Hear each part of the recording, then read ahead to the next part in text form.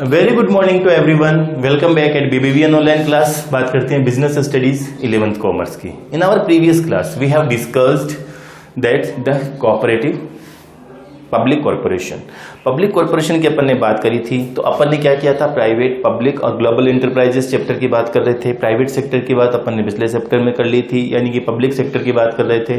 और public sector के अंदर भी अपन ने merits and demerits of public corporation की बात करी थी, स्टैट्यूटरी कॉरपोरेशन की बात करी थी। यानी कि अपन ने क्या क्या जैसे डिस्कस कर ली, अपन ने डिपार्टमेंटल अंडरटेकिंग को डिस्कस किया इस चैप्टर में। अपन ने पब्लिक कॉरपोरेशन और स्टैट्यूटरी कॉरपोरेशन के फीचर्स, मेरिट्स एंड डीमेरिट्स को डिस्कस किया। आज की अपनी इस क्लास के अंदर अपन टॉपिक लेते हैं गवर्नमेंट कंपनीज। अब सबसे पहले क्वेश्चन ये रेज होता है कि गवर्नमेंट कंपनीज होती क्या है, कि अपन बात करें कि गवर्नमेंट कंपनीज किसको कहते हैं। तो जो आपके पास लिखा हुआ है कि government company means any company in which at least 51% of the paid up share capital is held by the central or state government। यानी कि ऐसी कोई भी कंपनी जिसकी पेड अप शेयर कैपिटल, यानी कि अपन ने पिछले चैप्टर में जब जॉइंट स्टॉक कंपनी की बात करी थी वहां पर अपन ने कैपिटल सब्सक्रिप्शन की बात करी थी। और कैपिटल सब्सक्रिप्शन के अंदर अपन ने कहा था कि सबसे पहले कंपनी की जो कैपिटल MOA में लिखी जाती है वो क्या होती है, उसकी ऑथोराइज्ड कैपिटल होती है। उस ऑथोराइज्ड कैपिटल में से जो पार्ट कंपनी ने पब्लिक को इश्यू कर दिया that is called issued capital. और उस इश्यूड कैपिटल में से जनरल पब्लिक ने जो पार्ट कंपनी को पेमेंट कर दिया that is called paid up share capital. तो उस पेड अप शेयर कैपिटल का 51% minimum 51% share held by the government, central government और state government is known as government companies. Clear है? क्या बताया अपन ने गवर्नमेंट कंपनीज की कि गवर्नमेंट कंपनीज है means any company which have 51% share of paid up capital held by state government और central government are known as government company. अब पेड अप शेयर कैपिटल की बात करी तो पेड अप शेयर कैपिटल कौन सी होती है? सबसे पहले अपन ने बात करी ऑथोराइज्ड कैपिटल की। ऑथोराइज्ड कैपिटल का वो पार्ट जो कंपनी जनरल पब्लिक को इश्यू कर देती है कॉल्ड इश्यूड कैपिटल। और इश्यूड कैपिटल का वो पार्ट जो जनरल पब्लिक कंपनी को पेमेंट कर देती है is called paid up share capital. तो जो पेड अप शेयर कैपिटल है उसका मिनिमम 51% शेयर किसके पास होना चाहिए? गवर्नमेंट के पास में।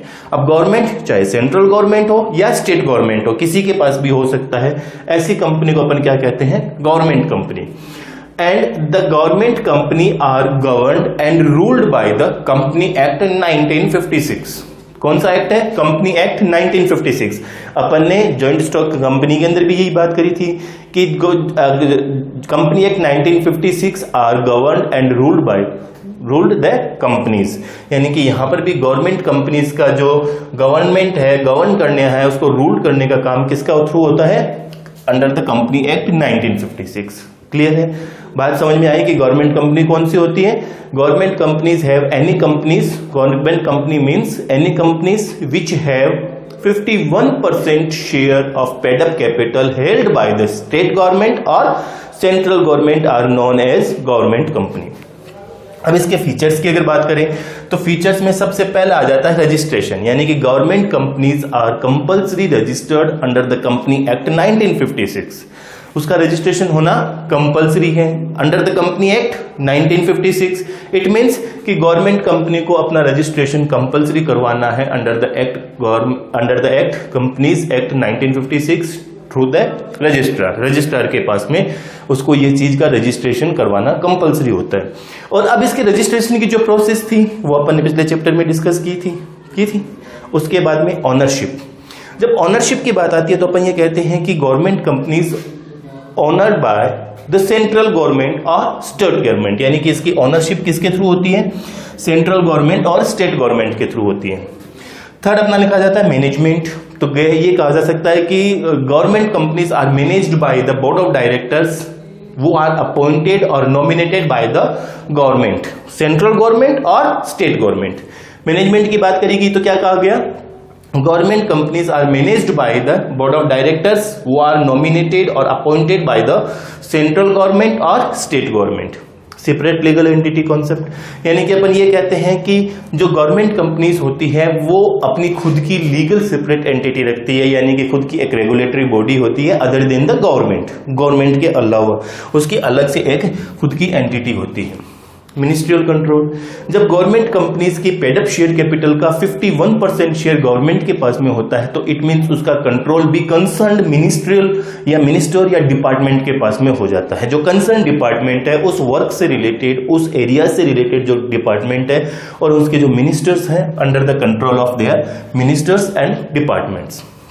फाइनेंशियल ऑटोनॉमी, फीचर्स की बात करिए कि फाइनेंशियल ऑटोनॉमी है, it means government companies are financed by the central government और स्टेट गवर्नमेंट। तो फाइनेंशियल ऑटोनॉमी की बात हो जाती है कि अपने खुद की फाइनेंस प्रोवाइड करवाती है। सेकेंड थिंग अपन ये कहते हैं कि government companies are issued their securities to the general public to collect their financial resources और कैपिटल, यानी कि गवर्नमेंट कंपनीज अपनी जितनी भी सिक्योरिटीज हैं वो गवर्नमेंट को जनरल पब्लिक को सेल कर अपनी फाइनेंस प्रोवाइड करवाती है। Efficient stuff. The government companies are recruitment are under the Company Act 1956, यानी कि गवर्नमेंट कंपनीज अपने रिक्रूटमेंट को जो जाती है अपने रिप्लेसमेंट को अंडर द कंपनी एक्ट 1956 के अकॉर्डिंग करती है, यानी कि वो सिविल सर्विसेज के रूल्स को फॉलो नहीं करते हैं। जब ये रेगुलेटरी बॉडी है, इसकी खुद की एक अलग से एंटिटी होती है, तो यानी कि वो अपने रिक्रूटमेंट के रूल्स और रेगुलेशन भी खुद बनाती होगी। तो जब रूल्स एंड रेगुलेशन खुद बनाती है तो वो अपने स्टाफ का अपॉइंटमेंट, रिक्रूटमेंट भी खुद करती होगी, उसके खुद के ऑन रूल्स होते होंगे, इसीलिए एफिशिएंट स्टाफ मिल जाता है। अकाउंटेबिलिटी लास्ट आ जाता है अपना टॉपिक, अकाउंटेबिलिटी। अकाउंटेबिलिटी की बात करें तो government companies are accountable to their concern minister और डिपार्टमेंट, यानी कि इन गवर्नमेंट कंपनीज की अकाउंटेबिलिटी किसके लिए होती है? कंसर्न गवर्नमेंट डिपार्टमेंट और मिनिस्टर्स के। और उस डिपार्टमेंट और मिनिस्ट्रियल की अकाउंटेबिलिटी कहाँ होती है? पार्लियामेंट में। और पार्लियामेंट में अकाउंटेबिलिटी होने का मतलब है कि जनरल पब्लिक के लिए वो चीज अकाउंटेबल रहते हैं। क्लियर है?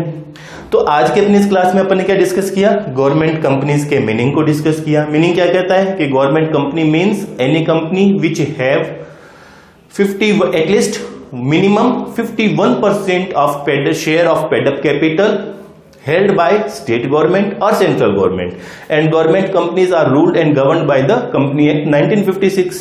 फीचर्स की बात करी, पहला था रजिस्ट्रेशन। रजिस्ट्रेशन के अंदर अपन ने कहा कि government companies are compulsory to registration under the company act 1956।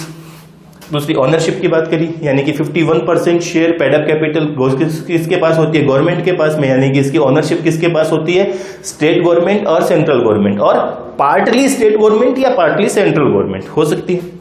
Management की बात करी तो अपन ने ये कहा कि government companies are managed by the board of directors and वो are nominated and appointed by the state government और central government. Separate legal entity means government companies are regulatory body other than the government, यानी कि government से अलग वो अपनी regulatory body होती है।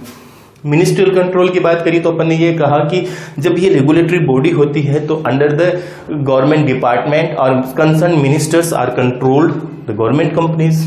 फाइनेंशियल ऑटोनॉमी की बात करी तो अपन ये कहते हैं कि government companies are free to sell their securities of shares to the general public, यानी कि फाइनेंशियल ऑटोनॉमी की बात होगी। एफिशिएंट स्टाफ अपन कहते हैं कि then government companies have legal separate entity, then they have their rules on rules and regulation according to regarding to recruitment, तो वो इसके हिसाब से उसके पास उसके खुद के ऑन रूल्स एंड रेगुलेशन होते हैं रिक्रूटमेंट के, तो एफिशिएंट स्टाफ को अपॉइंट किया जाता है। अकाउंटेबिलिटी लास्ट अपन ने बात करी तो अपन ये कहते हैं कि government companies are accountable to their concern department and their concern ministers, and the concern department and ministers are accountable to parliament और जनरल पब्लिक। तो अकाउंटेबिलिटी की बात कर ली थी। अगली ऑनलाइन क्लास में, यानी कि नेक्स्ट ऑनलाइन क्लास के अंदर अपन डिस्कस करते हैं गवर्नमेंट कंपनीज की मेरिट्स एंड डीमेरिट्स की। तब तक आपको करना क्या है? इस चीज को रिकॉल करना है, इसको रिवाइज करना है और इसके रिवीजन करते हुए काम करना है। Thank you.